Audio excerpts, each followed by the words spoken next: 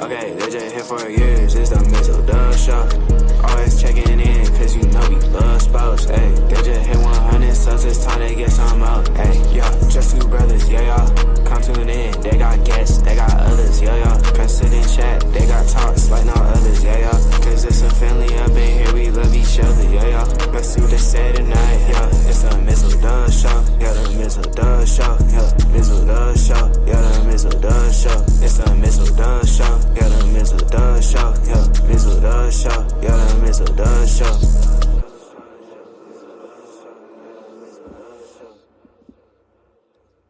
Just when that, okay, boom, he drops that beat. It's just, I love hearing it every time.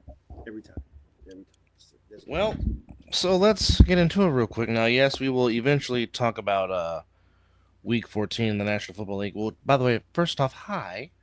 Welcome to episode 276 of the Mizzle and Dub Show. You are looking live. I'm Dub Musburger, joined by Mizzle Wade Wilson. Glad you're with us. But, well, Juan Soto told Shohei Ohtani to hold my sake to the atonement of 15 years. Good Lord. $765 million.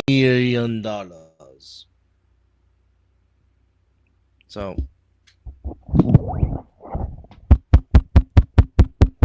I want to make sure you heard what I just said, folks. Good Lord. Well, I thought that Juan Soto was going to stay in New York. He did. He did, technically. But he chose to go from the borough of the Boogie Down BX to the borough of Flushing, Queens, New York, as he'll be changing pinstripes and will be joining the New York Metropolitans, a.k.a. the New York Mets, for the next 15 seasons again. Do you really think he's going to finish out that contract? Well, let's see. He's 26 right now and already has accomplished a lot in this game. He's already a World Series champion, multiple-time All-Star, lifetime 300 hitter.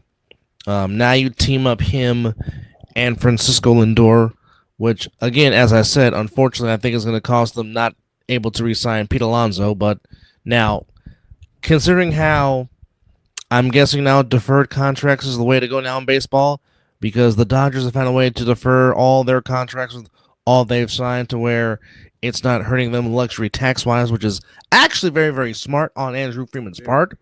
Gotta give him credit, as much as I don't want to give that team credit, but you have to in ways of doing that. But, and I mean, here's the thing. In years past, you normally didn't tell the Yankees no.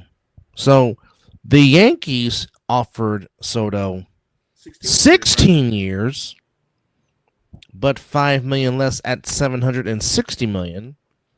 So it was all about the money. That $5 was $5 million. That's what it was. Yeah.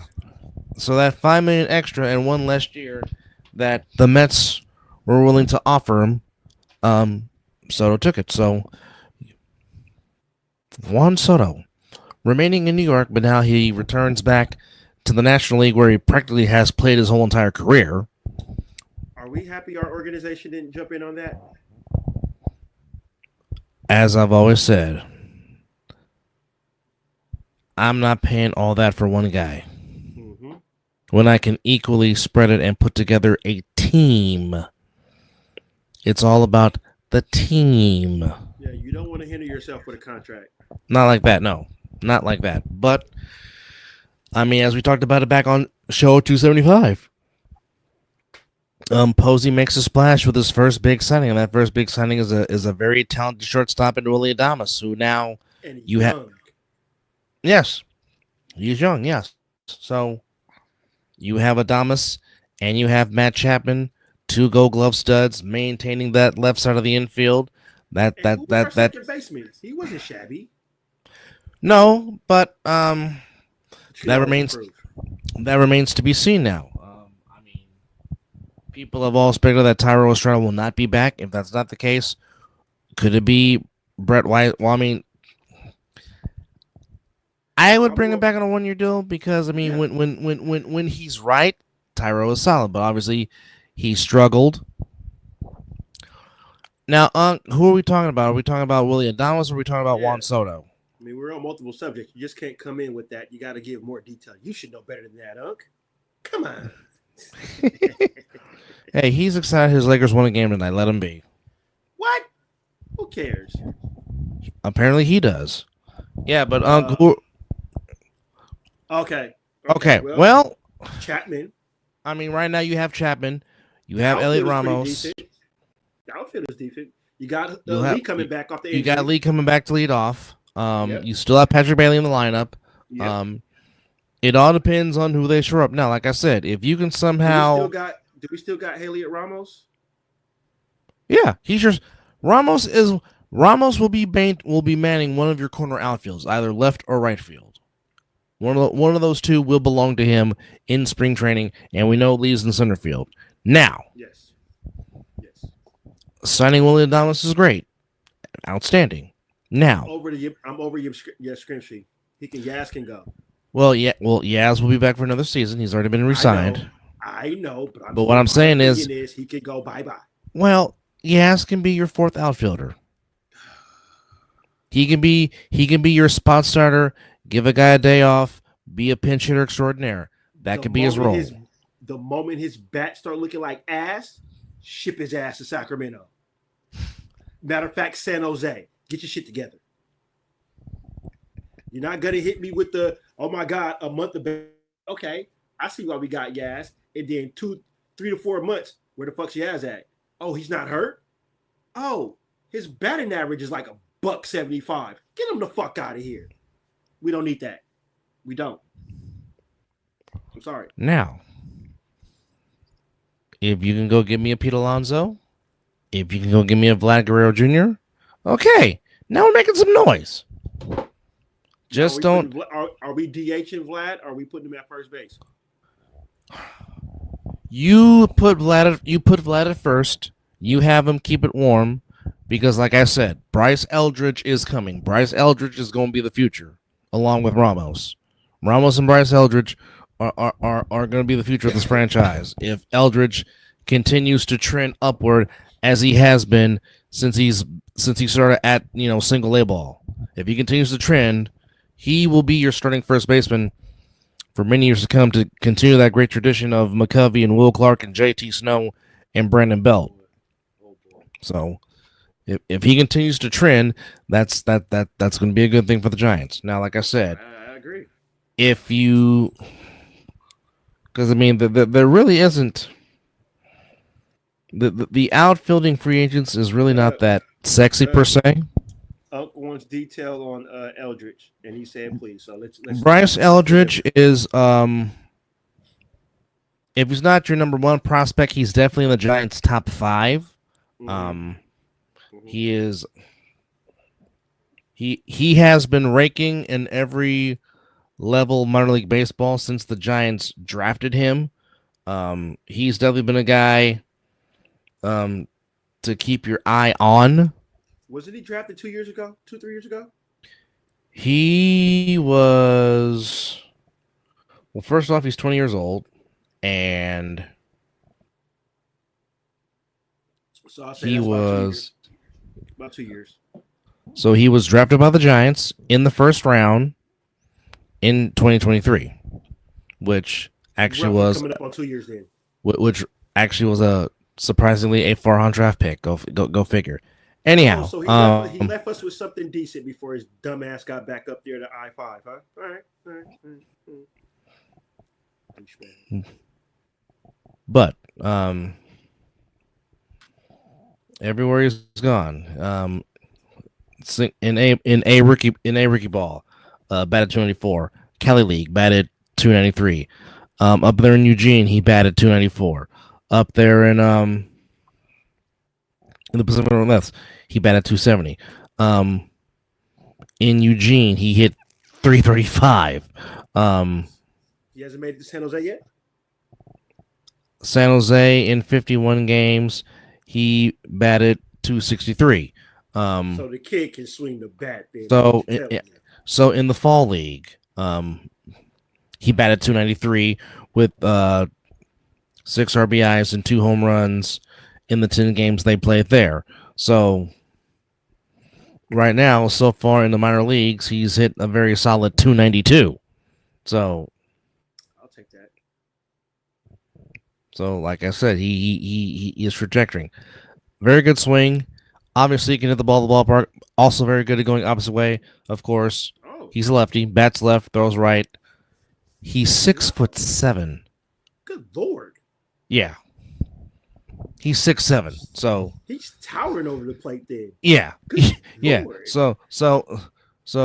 So he can play first base or he can play right field. But you want him at first base with his height being 6'7", to where he can to where he can man that position. Stretch, and he can stretch out and get that ball. Exactly. So there, like there that. you have it. So Yes. Well, thank you, Farhan. Douche. So the kid is 20 years old. So his trajectory is only going to get higher. So like I said, I'm pretty sure if he doesn't, I'll say like this: he's going to start the year either in Sacramento or perhaps break camp with a big league roster. But this I do know. But this I do know. He coming. That's what I do know. He's coming. He's gonna be coming. He be coming. Coming big time. Also, well, while we're talking about MLB hot stove, might as well get some of these other signings out here. Michael Conforto signs a 1-year deal to go put on the Dodger blue and be the enemy. Orange Cassidy.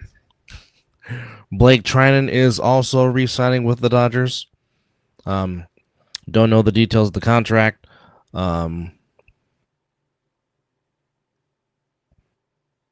Right now, Teoscar Hernandez intrigued by the Red Sox. Possibly won't be going there. Back.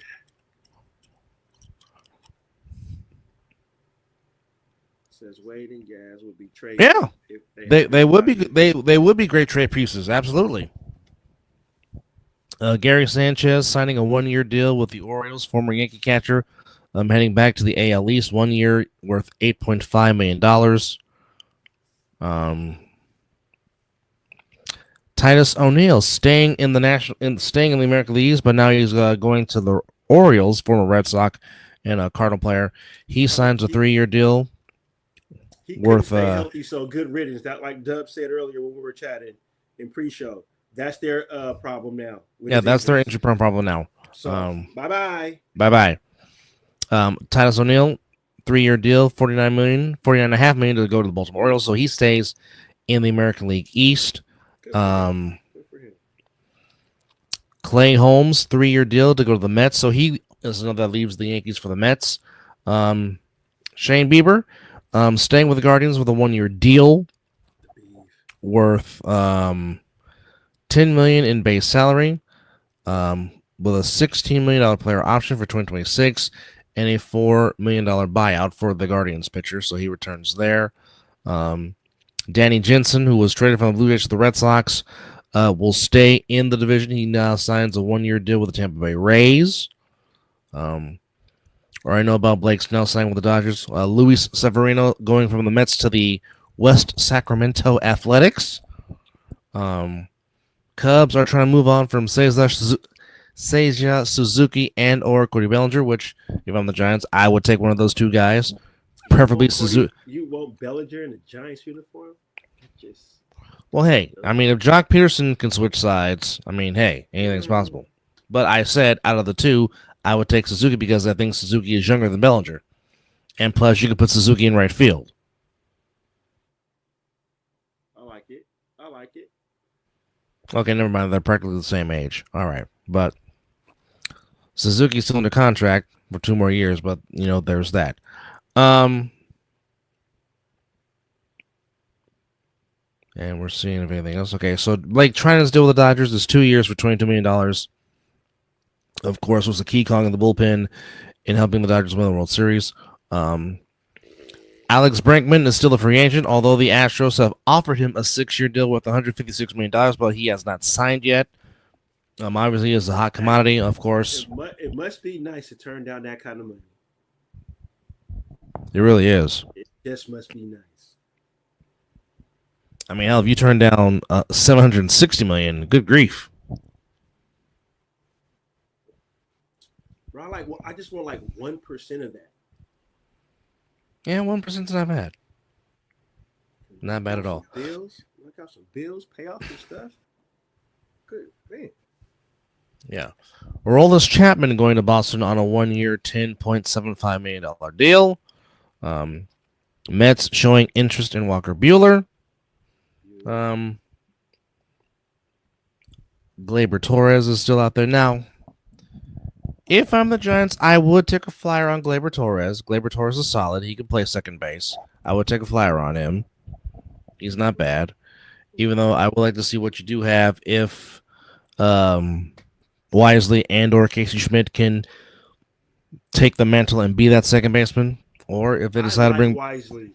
Wisely grew on me throughout the year, and I always had a good feeling for Casey Schmidt. Once he get it together, I think he'll turn out to be a good As player. do I. He just needs to cut down on being a free swinger, which I know that's hard. Ask Pablo Sandoval. Frankie Montas, 2-year deal, $34 million with the Mets. Matthew Boyd is a Chicago Cub, 2 years for $29 million. The former Cleveland Guardian. Obviously, the Dodgers re-signed NLCS MVP Tommy Edman to a 5-year, $74 million extension. Smart. So that's the signings so far. And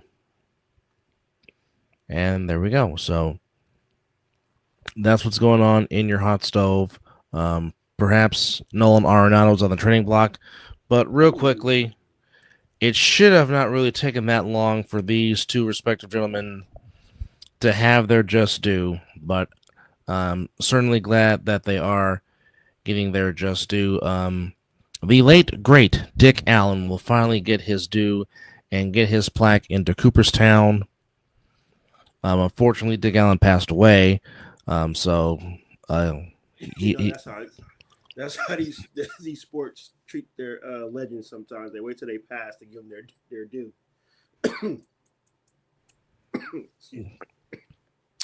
Very, very true. But in this particular case, now, Dick Allen, in 15 seasons with the 5 teams, mainly with the Phillies, played with the Phillies, Cardinals, Dodgers, White Sox, and the A's. But in 15 seasons, Dick Allen was a 7-time All-Star, 1964 Rookie of the Year, was the 1972 American League Most Valuable Player. He was a lifetime .292 hitter, OPS of 912, OPS plus 156, 351 career home runs, 1,119 RBIs. Certainly it was good. And the next guy, I don't know why it took the Cobra this long, but Dave Parker finally gets his due. The Cobra, exactly. Yes. That look on your face which Uncle Bobby agrees, as he says, way overdue on Allen and Parker, about time. Yes, Unc, I agree. Yeah. The Cobra himself, Dave Parker, finally getting his just due into the Hall of Fame. Yes. Bro, excuse me. What was he doing when we were kids? Being the Cobra. Now, by that time, he was relatively a DH, but those 2 seasons that he was in the green and gold helped solidify that A's lineup with McGuire, Canseco, Ricky and Dave Henderson, Stan Javier, Walt Weiss, or as Ms. likes to say, Walter Weiss, and Steiny Terry Steinbach, but not my boy Terry Steinbach. Steiny, yes, but not Steiny. But mainly in his prime years with the Pittsburgh Pirates and the Cincinnati Reds, the Cobra was one of the best all-around players in Major League Baseball and had an absolute cannon of an arm. Ask Jim Rice and Brian Downing in the 1979 All-Star Game in Seattle about the arm of Dave Parker, a.k.a. the Cobra. But Dave Parker, in his 19 seasons, was a part of the We Are Family team that won the World Series in 1979 with Willie Pop Stargell. 7-time All-Star, 2 times was a National League batting champion, 3 times a Gold Glove winner, 3 times Silver Slug winner, the 1978 National League Most Valuable Player, lifetime average of 290, OPS of an 810, 339 career home runs. Oh, by the way, 2,712 hits, not far off from 3,000, and 1,490 RBIs, 7 shy of 1,500 RBIs for his career. And again, I'm trying to understand, why did it have to take the Classic Era Committee to finally induct Dave Parker into the Hall of Fame? I don't understand it.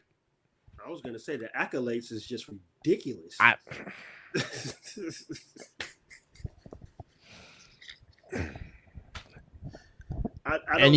And you wonder why fans really don't like baseball writers. And this is the ish that gives us, the fans, that argument about the Baseball Writers Association of America. And that's why some writers don't even vote for the Hall of Fame no more. Why is the home run king not in the Hall of Fame? He ain't been convicted of nothing. Why? Now, am I being a homer right now? Damn right. But the home run king should be in the Hall. I don't care. I really don't care. You ain't there's him guilty of anything. There's him. There's Peter Edward Rose. Yes, I know Pete gambled, but he didn't do it as a baseball. He did not do it as a player. He did it as a manager. Yes, I know there are signs all the clubhouse talking about, you do not bet on baseball. I get it. I understand it. Baseball player should get in, not the manager. No, I said, as a baseball player, the baseball player absolutely should have his plaque. Because again, let's talk about an all-around baseball player. How are you, when you talk about the history of baseball, and don't have those two guys in, but yet you have artifacts of them in your museum? You have batting gloves, cleats, gloves, bats, whatever it is, a whole lot of artifacts. Everything should have been stripped down if you're going to ban them from the Hall of Fame, or are you going to start? You got all those artifacts of them in your museum. I believe that. Dick Allen could hit a ball a long mile away. Dick Allen made loud, solid contact for those that watched him back during the 60s and 70s. Dick Allen was... Man was strong. Dick Allen was... Yeah, exactly. Even though he was small in height, he made it for with some grown man country strength. Let me tell you. And Dave Parker, for him being as big, had a smooth, fluid swing. Oh, it was yes. and could hit the ball and could hit the ball to all fields. And basically, you knew if Dave Parker hit a home run because it took about 25 minutes for him to go around the bases, because Dave Parker would take his time with his home run trot. Hey, hell, I earned this home run. Yeah, y'all gonna feel me. Yeah, like I said, Hey, his home run trot was like the Undertaker walking to the ring. Yeah. Him and Reginald Martinez Jackson, both of them. They took about a few. They took about 25. They took about a half hour to round the bases. Yeah. Especially if Reggie knew he hit a long one. But yeah, you have, because I would be like this. Okay. So you want my artifacts in your museum, but yet you won't give me my own plaque. No, give me all my stuff back. Yep. Give me my memorabilia back right now, because I'll be doggone if you're gonna make money off of me, but you don't think I'm worthy enough to be in your museum. No, give me my stuff back right now. But congratulations, long overdue for Dick Allen and the Cobra Dave Parker finally getting their just due in Cooperstown and being inducted into the Hall of Fame. Good. Living Room Sports. What's up, brother? The Canadian has entered the building. Yes, indeedy. I'm still off celebrating the Lions win over the Packers on this past Thursday night, 34-31. I promise we will get into the NFL, but we do have our matchups for the first rendition of the college football bracket, and your top four seeds that got the bye. Obviously, number one, the Oregon Ducks, by way of their undefeated record and their Big 12 championship, first year in the Big 12. Number two seed, by way of them escaping Bevo and getting the win overtime, my beloved Georgia Bulldogs, the number two seed, as they will have their playoff game in the Sugar Bowl in New Orleans. Oregon, of course, as appropriate, have their playoff game in the Rose Bowl in Pasadena, California, in the hills Isn't it just fitting? of the San Gabriel Mountains. Yes, it is appropriate. That is fitting. That is appropriate. appropriate. The number three seed, back in an area where they've had some fantastic memories. Boise State's playoff game will be in the Fiesta Bowl in Glendale, Arizona. Of course, one of the great Fiesta Bowls of all time took place with the hook and ladder and the Statue of Liberty to upset the Adrian Peterson-led Oklahoma Sooners, where Ian Johnson proposed to his then-girlfriend, to his now wife, who they're still married to this day, and God bless the Johnsons. And the number four seed, rounding out the top four seeds, getting the first round bye, and their playoff game will be in the Peach Bowl. The Arizona State Sun Devils fork 'em by way of them winning the Big 12 championship. So two former Pac-12 teams in their first year in their conference, and they win it, and they get first round byes. But you know what, though? Here's your top four seeds. Mm-hmm. Three of them play west of the Mississippi.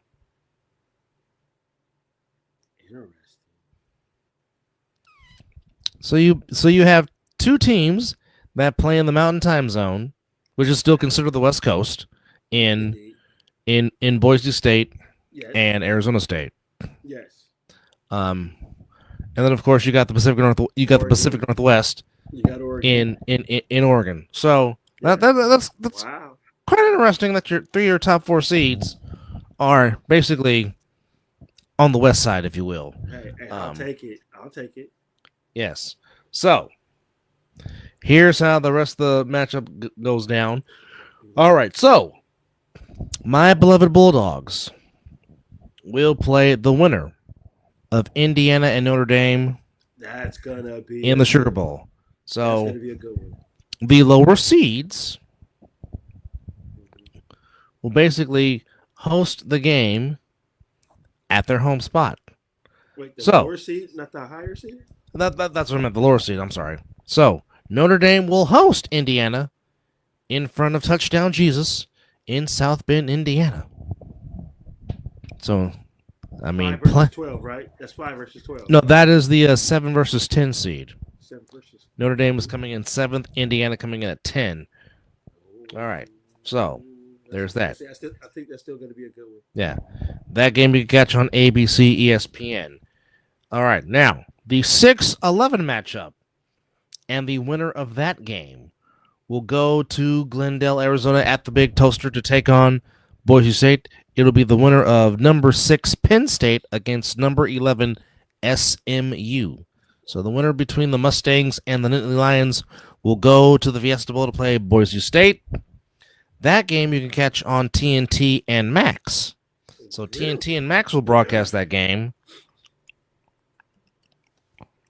Oh, sorry. Uncle Bobby said, Gen T can't project to the next tier. No speed, too small.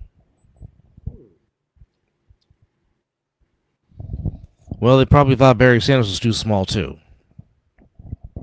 But hey, anything can happen. Hold on, wait. Josh Jacobs is not that fast. He's small, but he does get busy. Living Room says, first time ever. Yes. We're getting there. Yes. We're going to get there. Yes. Yes. Hang a star on that, baby. Thank you, living room. which Yes. I think will make for more intriguing playoff football because their Yes. asses is not in it. Yes. Uh, It's just something fresh. Yeah. This is just. I mean, now we did have a discussion about this earlier before Dub continue. Is we Mr. JP from the All Pro Draw Foes think that Army should have got in. Yes. And then my rebuttal to that was, unfortunately, the AAC, the All American Conference, is not really is not a part of the Power Four. Now,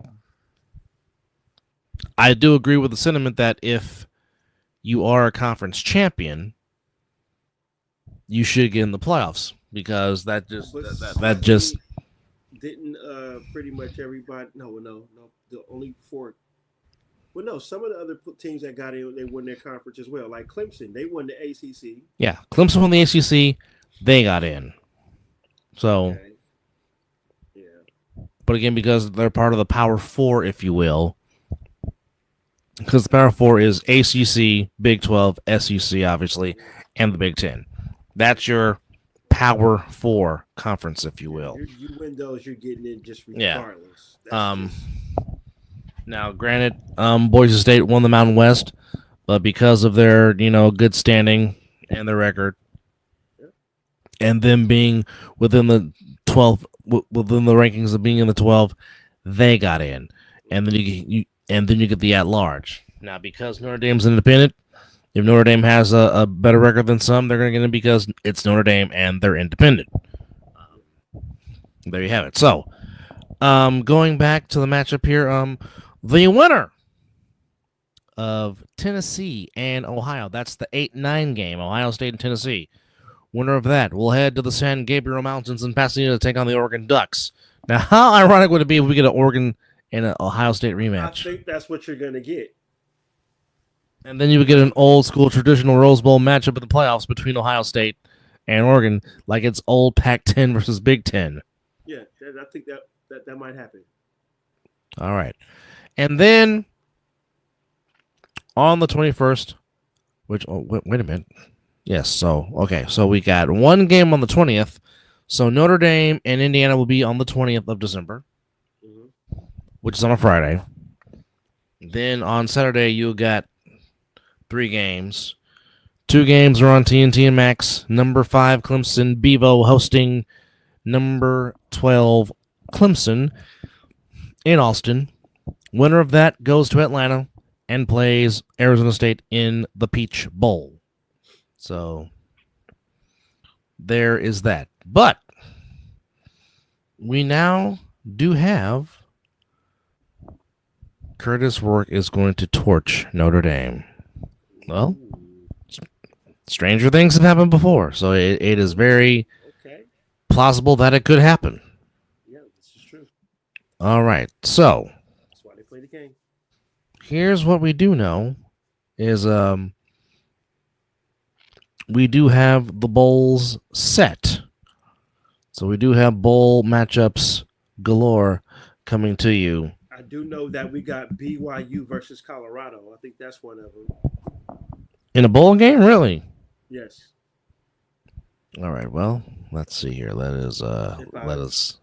I saw that right, I believe that might be a dandy.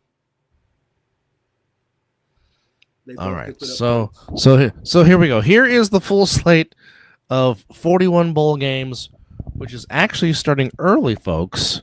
Are we about to bust out all 40 of them? We about to bust out all 41, which, by the way, folks, bowl week starts 2 days after my birthday on the 14th. I'm about to say, yes, we are 3 days away from your... Yes, we are. So, the Salute to Veterans Bowl on December 14th. South Alabama taking on Western Michigan.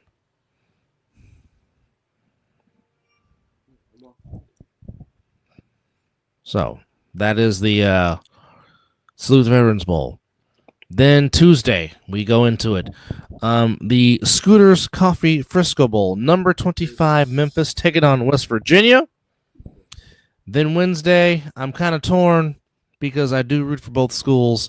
The Art of Sports Los Angeles Bowl pits the 24th the 24th ranked Rebels of UNLV taking on the California Golden Bears in LA at SoFi Stadium.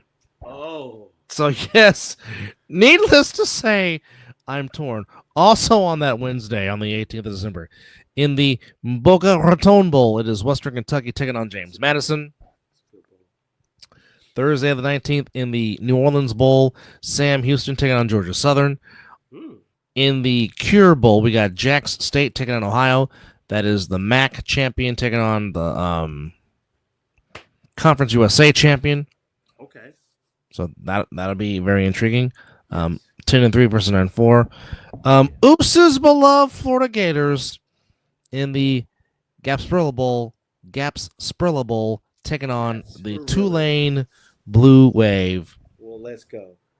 Then, of course, also the our first playoff game. Of course, we just talked about it. Indiana and Notre Dame from South Bend, Indiana. That crowd's going to be lit.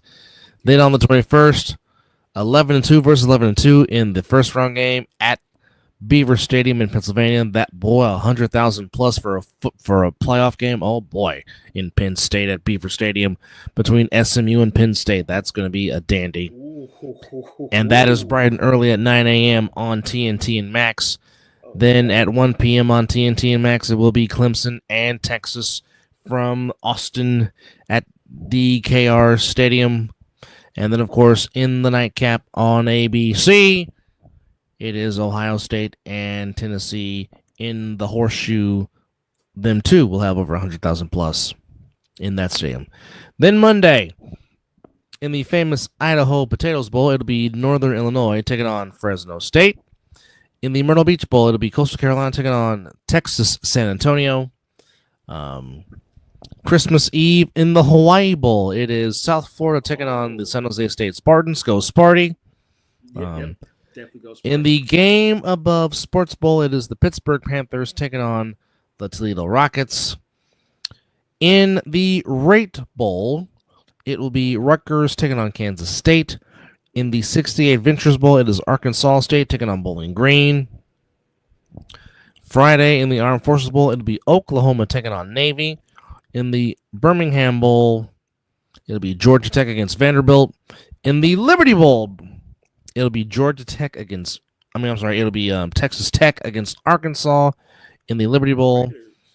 And in one of my favorites, in the beautiful city of San Diego, the DirecTV Holiday Bowl pits the 21st ranked Syracuse Orange taking on the Washington State Cougars of the Pac-2. Michigan State Party School LOL jokes.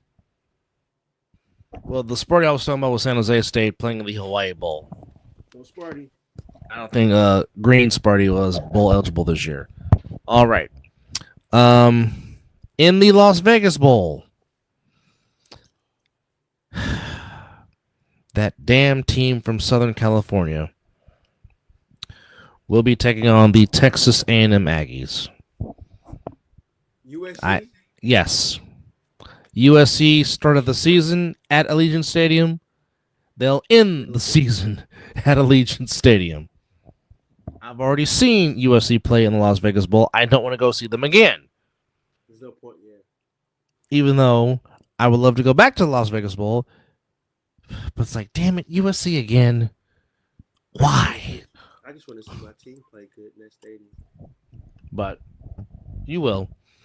But yeah, Las Vegas Bowl, USC, Texas A&M. Then Saturday the 28th in the Wasabi Fenway Bowl at Fenway Park. It will be the UConn. It will be the UConn. Oh yeah, they play their home games. They play that bowl game at Fenway Park. Absolutely, yes. I love it. It will be the UConn Huskies taking on the Tar Heels of North Carolina. So there you have it with that. And then one of my favorites, because it just feels right.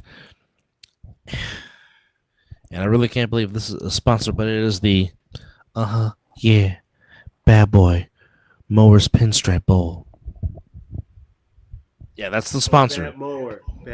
Bad Boy Mowers Pinstripe Bowl pits the Boston College Golden Eagles against the Nebraska Cornhuskers at Yankee Stadium. In the New Mexico Bowl, it is Louisiana against the TCU Horned Frogs. Oh, go TCU. In the Pop-Tarts Bowl. Oh, are you kidding me? No, Pop-Tarts has a bowl. They have Stop a it. they Stop- they are stop it. they Stop are it, a bowl Liberal. sponsor. You stop it right now. Oh no. Oh no. Oh Stop no. Oh damn it, Jim. Oh no. In the Pop-Tarts Bowl. This is actually a good matchup, though. Number 18, Iowa State, taking on number 13, Miami. That should be a fantastic matchup in the Pop-Tarts Bowl. Hey, go Iowa State. The CW Network will be broadcasting a bowl game. Okay, all right. The Snoop Dogg Arizona Bowl. Let's go. Let's go. I just have to watch this now. Let's go. At Arizona Stadium in Tucson, Arizona. It will pit in the Snoop Dogg Arizona Bowl. Let's go. The Miami of Ohio Redhawks taking on the Colorado State Rams. 8-5 versus 8-4. In the Military Bowl, it is East Carolina against North Carolina State. And as my co-host mentioned, in the Valero Alamo Bowl, another bowl that normally gives us good matchups, it will pit conference rivals because they're both in the Big 12. 10-2, 17th ranked BYU taking on 9-3, 23rd ranked Colorado. You're not wrong. Just like Red Hots. Calvin, yeah. If it makes Calvin money, he's all for it. Absolutely.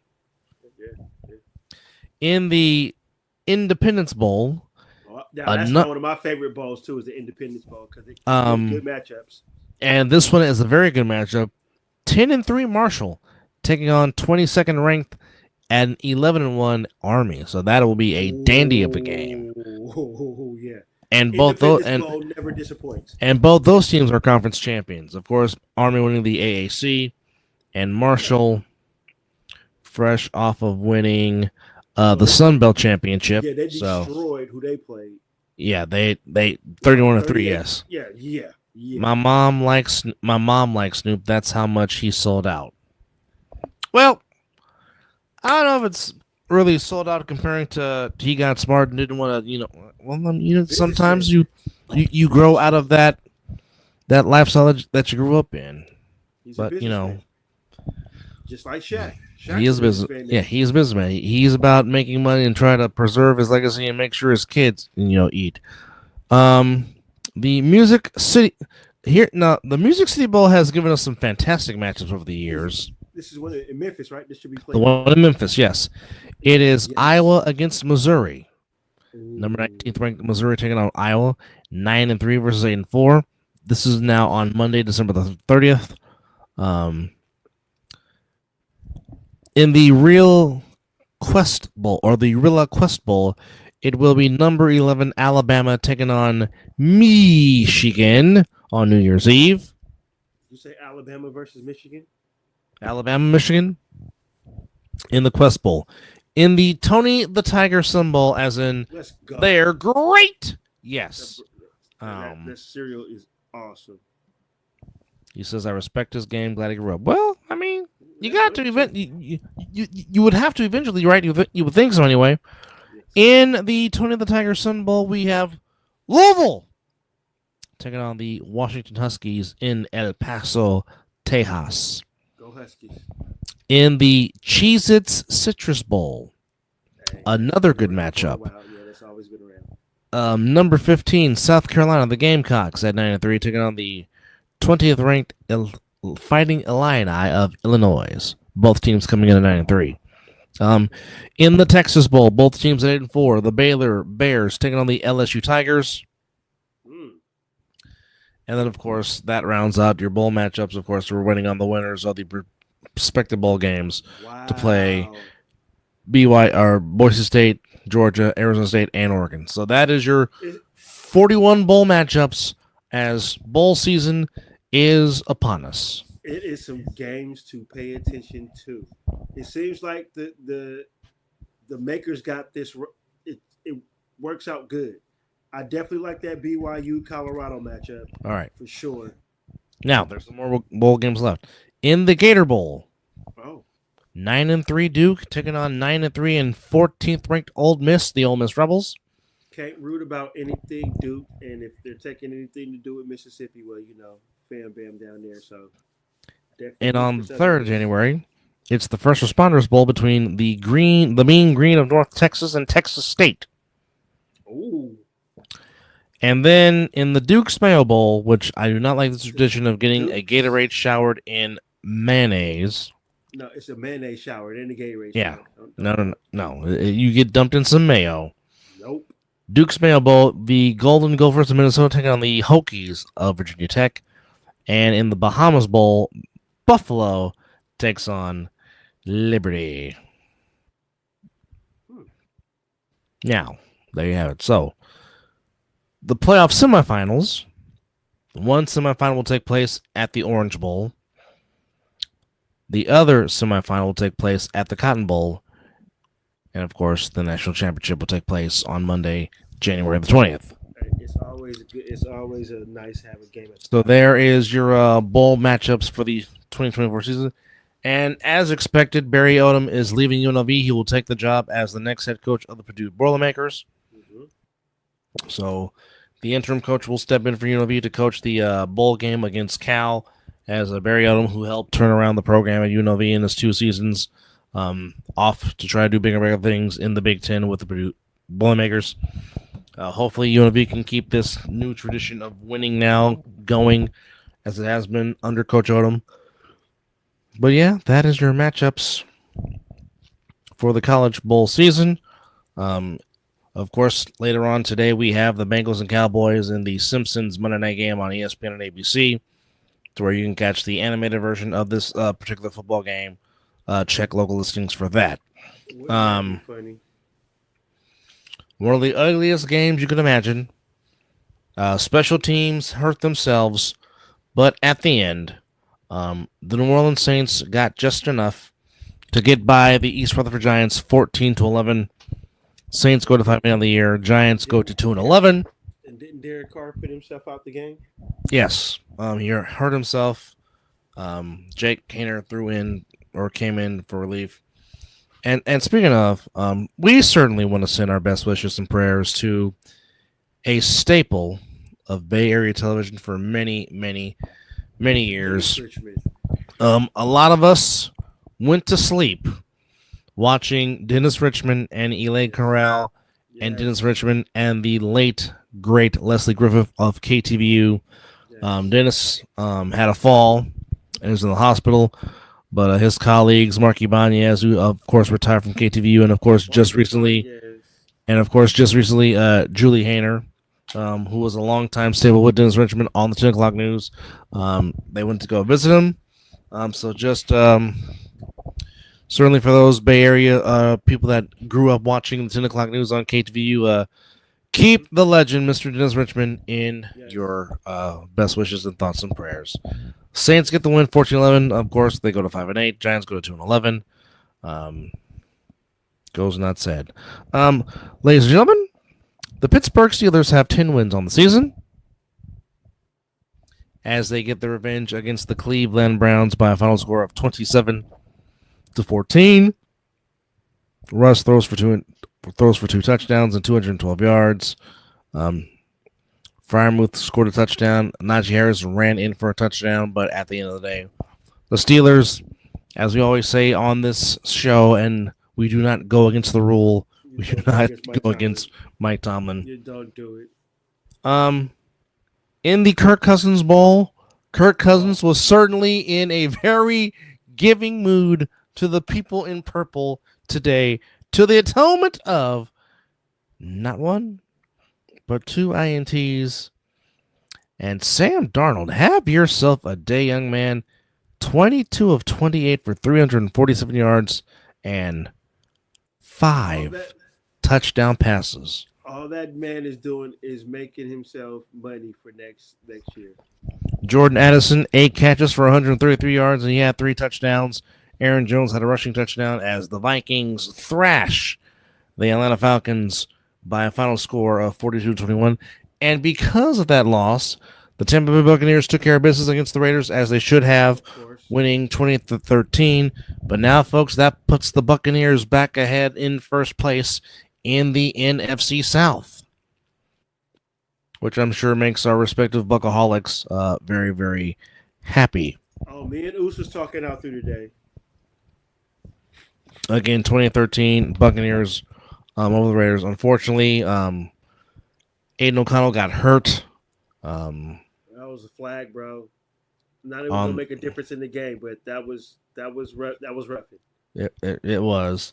Before he got hurt, O'Connell was 11-19 for 104 yards and interception. Reagan Mayfield was 18 of 29 for 295, 3 touchdowns, 2 picks. Rashard White ran the ball well, 17 carries, 90 yards. Michael Mayer, sometimes the forgotten tight end, had a solid game, 7 catches, 68 yards. Again, Sincere McCormick ran the ball hard. Like his story. Ran the ball with some effectiveness, 15 carries for 78 yards. Cade Otton had 3 catches for 70 yards. Buccaneers go to 7-6. Raiders have lost 9 in a row. I totally forgot the Raiders were. They're on the clock. They hold the number 1 draft pick in the draft. Yeah, no, Minnesota's good. Minnesota is very, very good. I don't know. Dan Campbell got that locker room on something different right now. He does. I just feel that the Lions tasted it last year. Few things here or there. They could have been in the Super Bowl. The Lions are just determined to get back. They're determined to get back there, but this time finish the fight. They tasted it. Yeah. Eagles clinch a playoff spot with a win over the Panthers by a final score of 22-16. As once again, made that game very interesting. Yes, they did. Welcome back to Devontae Smith as he found the end zone for the Eagles. But again, it is all about number 26. As so goes Saquon Barkley, so goes the Philadelphia Eagles. And that's the bottom line. To the tune of 20 carries for 124 yards. Could there be a Lions-Eagles NFC Championship game? It can happen, yes. The possibilities could happen, absolutely. Adam Thielen, 9 catches for 102 yards. Chuba Hubbard, 26 carries, 92 yards, and a touchdown. Panthers go to 3-10. Eagles go to 11-2. The Jaguars find a way to win the game. They beat the Titans 10-6. Thank you, Jags. Yeah, the Jaguars said, "Hold my beer." What did I say to you today? I just want the Raiders to be competitive. Be competitive. But lose. Be competitive. Don't mess up the draft pick now. You done made it this far. There's nothing to play. I mean, hell, I wouldn't be shocked if they told Max Crosby, you know what, we're just going to sit you down the rest. Max is going to tell him to fuck off. Don't do wrong. But if they brought that to him, like, hey,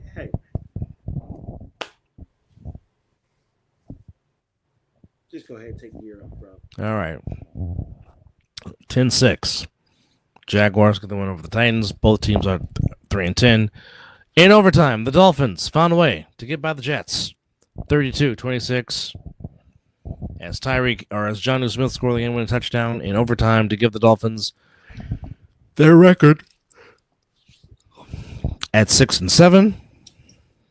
Tua threw for 331, 2 TDs. Rodgers threw for 339, 1 TD. Tyreek Hill had 10 catches for $115 on TD, but at the end of the day, the Dolphins get the win overtime, 32-26, and pretty much continuing to shatter the Jets' dreams at 3-10. Devontae Adams had a good game. Good for him. I wish he had better more to get that draft pick to go up a little higher, but whatever. Of course. Seahawks took care of business against the Cardinals 30-18. As I lone wolf that game. Yes, you did. As the Cardinals had no answers for Zach Chardonnay, as he had a nice rushing touchdown. 30-18 the final score. Cardinals go to 6-7. Seahawks go to 8-5. In Inglewood, there was no defense, none spoken of to be played in Inglewood, but the Rams get the win, 44-42, despite the fact that Josh Allen threw for 3 touchdowns and ran for 3 touchdowns, scored 6 touchdowns himself, but yet his team could not win. Did I take the lone wolf on that one too? No, we all picked the Bills. Okay. Now Okay, I'm trying to. Might find himself a touchdown catch tomorrow. Japan born and raised in Hawaii, and rooting for him to do well. I don't know what name that was. Can't say it. Let's see. Khalil Shakur had a good game. 5 catches for $106, but again, the story was Puka Nakua.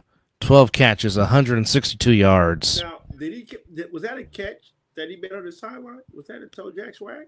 Oh, that was toe drag swag, and Stafford got both of them in, and Stafford put it right on the money. Yeah. It was either Puka was going to catch it or it was going out of bounds. That was the only options. Defender couldn't do a dang thing. But this is a bad loss for the Bills for a lot of reasons, but mainly because you now are 2 back in the loss column with the damn Swifties. Which I know I have said at times, sometimes you get lucky bounces. If there ever was a lucky bounce, it was by way of the Kansas City Swifties, as Matthew Wright clanked one off the upright, and somehow it still fell backwards good to give the Rams a 19-17 win over the Chargers. And again, you mean the Chiefs? Yes, the Chefs, great googly moogly. But my point is, this is the danger that you live with when you play the Chiefs and you keep having to settle for field goals. You're not going to beat them that way. Or give them too much time. Yeah. Leave too much time. So, I mean, like I said, the Chefs get the win. Damn. Kermit the Frog works some magic late. 9th straight AFC West title for the Chiefs. Herbert was, bless you, Herbert was injured early in the game, but found a way to toughen through it. But the Chargers did drop some passes because there were some throws that Herbert put around the money and they just flat out dropped them. So really can't blame Herbert for that. And it was expected, but they did what they were supposed to do against the Chicago Bears. Even though Garindo might have a foot sprain, which makes me want to cuss out Kyle Young because, like, Kyle, he has a foot sprain. We're going to put him out there. But nonetheless, Niners do get the win, get back on track. They beat the Bears 38-13. Brock Purdy was fantastic. Brock Purdy was 20 of 25 for 325 and 2 TDs. Ooh. Both of them to Jawan Jennings, who I think should be who I really think should be freed and whatnot. Swift had 14 carries, 38 yards. Isaac Garindo, 15 carries, 70 yards, 2 TDs. Kittle was cooking, 6 catches for $151. As the Niners 6-7, but it's a short week for them. As this Thursday they will be hosting the Rams at Gene's Stadium in Santa Clara. Of course, you can catch all that action on Amazon Prime. But if you don't have Prime, I'm pretty sure there is a local channel in the Bay Area that will air that game for you on local TV. So just stay tuned. Hey, what's Thursday besides the football game? It's somebody's personal holiday on that day. Yeah, I love you, but I hope your team takes an L. Well, we shall see. But in the meantime, Yeah. kind of talk to the guests real quick because duty calls. I'll be right back. Let's see. Oh, let's talk about that guy Wardell. Huh? Let's talk about that guy. That guy played a tremendous game of basketball tonight. As hold on, let me look that up. As he does his duties. Now I have to pull up the stats in the phone as we sit here and talk about it. Let's see. Box scores for the Warriors and the Timberwolves. 114-106. Wow, they're giving me the here we go. Draymond Green had 6 rebounds, 7 assists, 6 points, and 5 personal fouls. Wonder if he had a technical on that one. Let's whoa. I thought Kaminga was supposed to be. There was reports that Kaminga was supposed to start and Draymond Green was supposed to be on the bench. So I don't see, or they must have shifted it and made both of them starters tonight. As Kaminga put in 7 rebounds, 2 assists, and 20 points. Get yourself, Kaminga. Chef Curry himself went 8 for 18, 5 for 11 behind three, 4 rebounds, 8 assists, 30 points. So Curry was out there doing his thing. Okay. Okay. So I did thought I read an article about where Draymond Green was supposed to go to the bench and Kaminga was supposed to be taking the starting position. So there was no. So it doesn't matter. Seemed like something happened on the court. So Looney didn't start tonight. So that's what it was. Buddy Hield was out there. Buddy Hield, ooh, okay, 10 for 18 for field goals, 7 to 30. Buddy Hield was getting busy. 7 for 13 behind three, 4 rebounds, 2 assists, 27 points. See, that helps.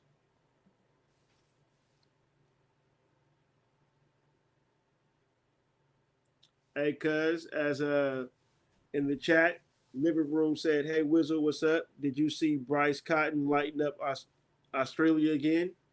So we'll wait for that response from cuz. As I continue to read off what happened with the Warriors tonight, Gary Payton started tonight. He had 27 minutes, 4 for 8 field goal, 5 rebounds, 2 assists, 8 points. Let's see what Living Room also has to say. 148 points in 3 games in the NBL, where the quarters are only 10 minutes, and say, yo. Yeah, that means nobody's technically guarding this young man. Or I don't know if he could be older than me, but that means nobody's guarding him. If that's crazy. That's crazy. So yeah, the Warriors played a pretty decent good game. That's a little revenge for what happened to them the other night, as the Minnesota Timberwolves just abused them the night before. Ant-Man could not miss. So for them to bounce back from that to get a W is pretty good. So how does everybody feel about those ball games as I check out?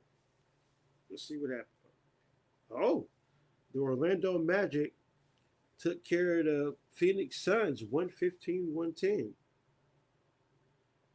Devin Booker was the leader for the Suns with 25, 8 of 21.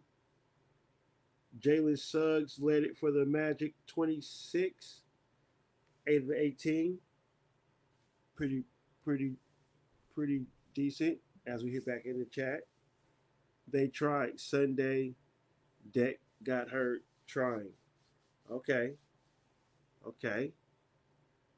How can we sit here and watch the NBL? Is it YouTube? Any certain channel? As Cuz check back in. I believe that's what LRS. Nah, I gotta tap back in and stay up for the games. Been slacking. Hey, so Cuz, how do you watch it? I would love to the ESPN app for sure. For sure. Definitely got that. Definitely would chime in on that. I didn't even know that about the. I knew about the NBL, just didn't know how to watch it. So now that I know, we'll definitely make that happen. Let's check out some more scores in the association. The Grizzlies took care of the Wizards, 140 to 112. As we head back to the chat, it's free on YouTube in Canada. Called VPN. I I think I might have the YouTube Canada. I'll check it out. And this is, let's see, Cuz said they usually come on at like 12. Oh, okay. So like right now it should be, if there was a game we played, you talk about like 12 like right now, or 12 afternoon. I read an article about high scoring individual performance in basketball and how they often wind up losing in those games.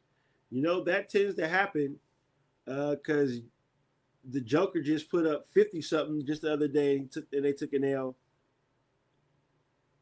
So definitely. Okay, so midnight. Okay. Man, I'm gonna have to check that out if I'm just sitting here either not doing the show or watch a little TV, because sometimes I don't have nothing to watch at the time when I get home from work. So definitely will check out the NBL on the ESPN app. So they lit the beam tonight in Sacramento as the Kings took care of business. Beat the Utah Jazz 141 to 97. Wow. That was ridiculous. Let's see what the King starters did. Sabonis, 8 of 13, 2 of 3 behind the 3-point line, 12 rebounds, 6 assists, 19 points. He's always so close to always having a triple double. It's just ridiculous. DeRozan, 8 of 14, 1 rebound, 4 assists, 18 points.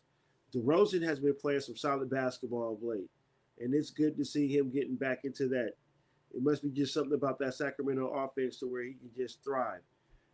And as we get back into the chat, yeah, yeah, cousin. And as Living Room says, Mizzle, you got to get on the feed. You had me in stitches last time. You're fast with it. No, that's good. That's good. K Murray, 3 of 5, 3 of 5 field goal, 1 of 3 behind 3-point line, 4 rebounds, 1 assist, 7 points. De'Aaron Fox, 9 of 16 for field goal, 1 of 5 behind the line, 4 rebounds, 9 assists, 21 points. De'Aaron Fox is just De'Aaron Fox, man. You know, he definitely plays good basketball. Malik Monk, 7 of 15, field goals, 2 of 7 behind the line, 2 rebounds, 3 assists, 16 points. And just, wow. Nobody on the, yeah, there's no point to talk about what the Jazz did. It just didn't pretty much come out there and play a basketball game. And the Lakers, all right. The Lakers got back in the win column, taking care of the Portland Trail Blazers 107-98. Let's see. Anthony Davis, 10 of 21 for field goals, 1 of 3, 1 of 4 for 3-point, 11 rebounds, 1 assist, 30 points. Okay. All right. Doing the thing.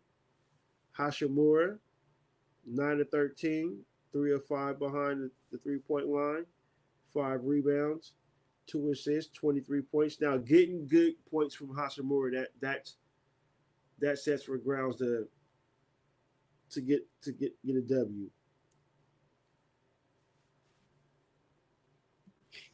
Well, cuz he said LeBron's looking bad. Well, let's see what LeBron did. I don't think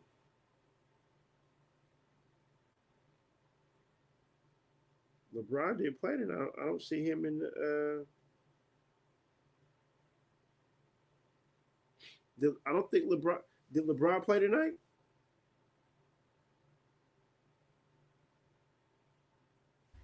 Unmute.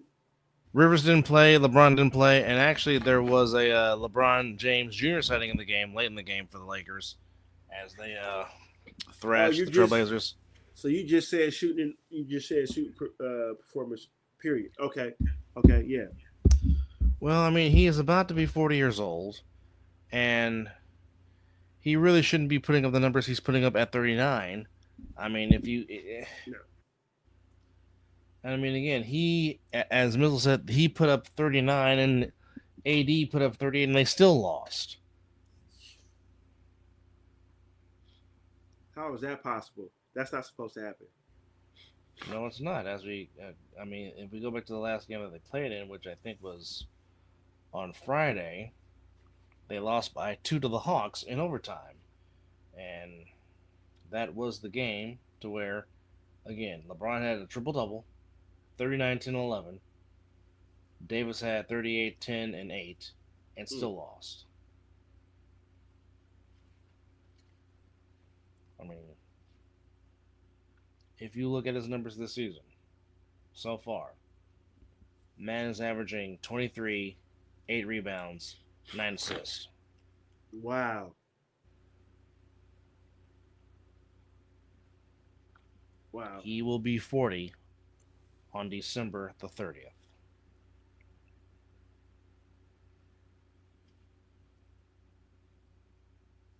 Man, So, that's I mean, that's ridiculous. like I said, you ain't supposed to be putting up stats like that at your age with all that wear and tear you got on your body. You just don't. Indeed. You I just agree. don't. But Yeah. before I had to go do that, um, big rebound win by the Warriors tonight. Tremendous team effort against Minnesota, ending their 5-game losing streak against them to put their record at 14-9. Wardell matched his jersey number with 30, but it definitely was the Curry Buddy heel choke, as Buddy shot the ball very well tonight with 27, 7 of 13 from 3, 10 of 18 for the 4 overall. But, and kudos has to be given to Draymond Green, who embraced the decision and embraced the role to have Kuminga be the starter and him go to the bench. He took it on full stride. He embraced it, not expecting anything less from Draymond Green. As Cuz said, Buddy was definitely open. Yes, he was. Um, Well, it so seems like that Draymond did start because when I looked on the ESPN, they had them both as starters, Kaminga and Green. So did Green did Green come off the bench and I was reading that wrong? he might have started the 5. Draymond did, possibly. Okay, but I believe it. Kaminga should get some more playing time. I'm not gonna. I agree. 114-106. Warriors get a big win over the T Wolves. Of course, it was a good day for Mizzle on the court because both his teams won today. Um, but unfortunately for Orlando, um, to not have Paulo and Franz Wagner. No, we played the Bulls tonight. That is true. You did play Chicago. That is. Go back.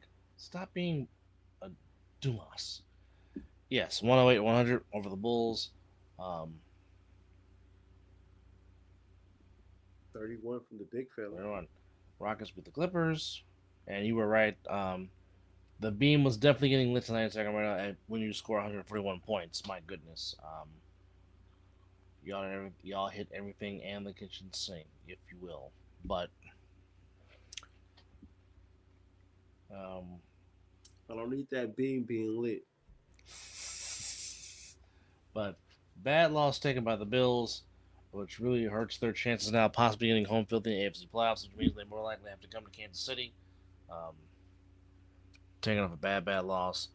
But the start to Week 15 obviously comes on somebody's personal holiday, as his beloved Niners will be at home against the Inglewood Rams. Ravens and Giants, say a prayer for the Ravens, or say a prayer for the Giants. Um, Jets in Jacksonville against the Jaguars, 3-10 versus 3-10. Cowboys versus Panthers. The Commanders go to the Dome to take on the Saints. Bengals and Titans. Chiefs and Browns. Dolphins and Texans in Houston. Colts at the Broncos. And Patriots, Cardinals, Bills, Lions, which should be a dandy of a football game. Oh, wow. Buccaneers and Chargers. That should have been the Monday night game, not the one that's coming up this. Well, no, the Monday night game in Week 15 is the Bears and the Vikings in Minnesota. Oh, wait. I thought that's next Monday. Tomorrow is still Cowboys and Bengals. right. I'm previewing Week 15. Packers and Seahawks is your Sunday night game. That's in Seattle. Play next week. Oh, it's the Monday night doubleheader. Oh, so the Raiders about to say, because I know the Raiders play Monday night. Yes. So one game will be on ABC, one game will be on ESPN. The ABC game is the Bears and Vikings. The ESPN game will be the Raiders and Falcons.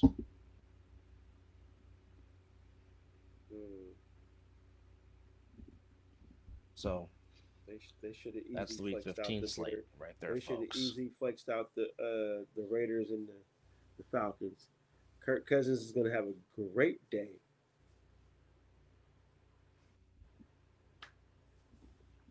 Well, there you have it. There you have it. There you have it. There you have it. But a lot of stuff going on in the world of sports. College football playoffs have been decided. NBA is now starting to kick it into high gear with their groove. Of course, the NHL upcoming, and of course, the college football playoffs. But yeah, that's a fantastic way to go into the Monday morning. Definitely want to thank you guys for hanging out with us here on the Mizzle and Dub Show. On episode number 276, we might do a Simpsons recap of the Cowboys and Bengals. You don't know. Just stay tuned, as it always is. Again, don't forget the All-Pro Jaffos with EJ Wizzle, JP, and DJ Matchsticks, the highly elevated sports talk for the highly elevated sports fan. That is, of course, the 3-on-1 podcast. But also, before we forget, if I can find it. Do it. Why wouldn't I not find it? It should be there. And it will be. But definitely want to say thank you. Yeah, what's up? Let's also announce that the Winter War has changed. Yes, so unfortunately the Winter War will not be taking place on January the 5th. Instead, there will be a 2-day tournament coming up in February 1st and the 2nd. Soon as more details get ironed out, I'm pretty sure it'll be reported on the Other Side of the Ball, network, where you can catch us Wednesdays at 5:30 on the Other Side of the Ball network. Yes, indeed. You might catch me on there too. I just think that covers it. Want to thank everybody for their support, their chatting with us, and their love. Definitely. And the Chiefs happen to remain the luckiest team in the world. Thanks, thanks, Living Room, cuz. Appreciate you guys. Yes, definitely appreciate you guys chiming in and joining us. But for now, it's time for Mizzle and I to, take naps, because, one has there is that thing called responsibility, which is not, not fun for us for time to time. But nonetheless, thank you for hanging out with us. Tomorrow? I am, yes. Hopefully, I will try to sleep in. That's another story for another day. But as here's to you too, Living Room. Salud.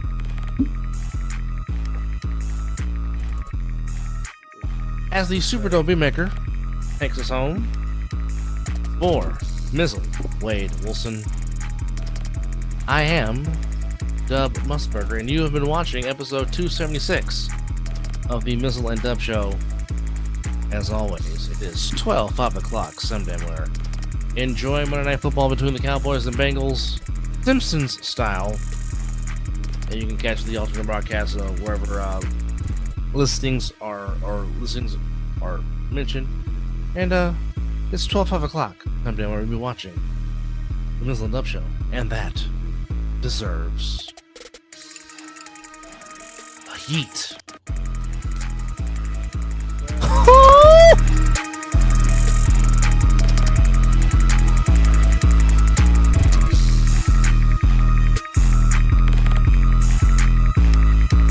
Thank you.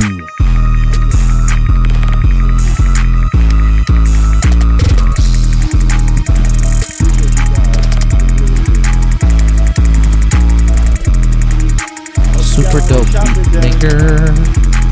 Super dope beat maker. Super dope beat maker. Super dope beat maker. Good morning, guys.